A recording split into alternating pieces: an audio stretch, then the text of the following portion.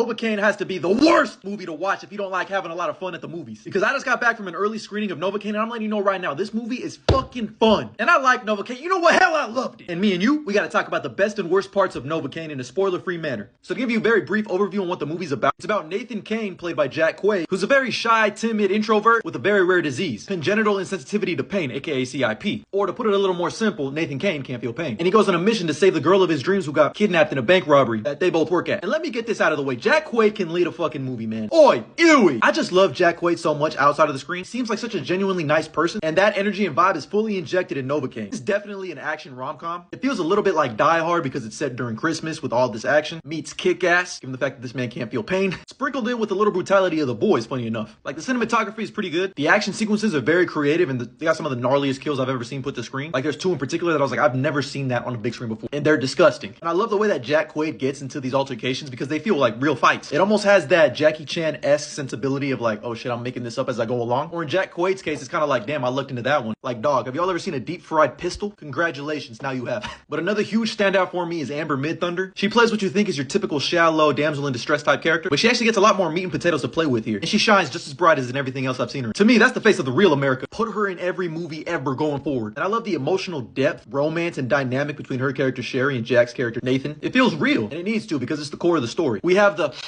CEO of sex, Ned Leeds, aka Jacob Batalon, playing a guy who does not like being in a chair. He actually gets like two really funny jokes that had my entire theater laughing. I just love his energy. Shout out to Jacob Batalon for recently getting engaged too. Put him in more movies. And I love how as the story plays out, he gets more and more injured. It almost feels like the board game Operation, but if you got fucking stabbed. And the comedy in this, I didn't even mention yet, is great. Like the fact that he can't feel any pain, they really did some ingenious stuff with that. He's almost like that every day I wake up, I break my arms and leg guy from SpongeBob. My leg. This is what every Netflix original should aspire to be. Just a solid, fun, enjoyable time. We also got Ray Nicholson, who plays like the main antagonist in this movie, and he's great. It's crazy to think that two of the stars of this movie were swimming around either Dennis Quaid or Jack Nicholson's ball sacks 30-ish years ago. Shout out to them for winning the sperm race. If you don't know, Ray Nicholson's parents are Rebecca Broussard and Jack Nicholson, legendary actors respectively, and Jack Quaid's parents are Dennis Quaid and Meg Ryan. I love them. They're the little nepo babies that could. And don't take nepo baby as a derogatory term, because both Jack Quaid and Ray Nicholson have had to work their ass off to get into the position that they're in right now. By the way, shout out to Ray for being in Smile too. He was good in that. This is a great date night movie. Just a whole lot of fun, and all in all, I ended up giving Novocaine 3.5 stars out of 5 on Letterboxd. By the way, follow me there for more in-depth reviews. But let me know your thoughts. Are you gonna be checking out Novocaine this weekend? If so, drop a comment down below, and as always, like and follow for more. When the fuck is Frank Ocean gonna drop new music, man? Novocaine, Novocaine, Novocaine, Novocaine. Numb the pain, numb the pain, numb the pain.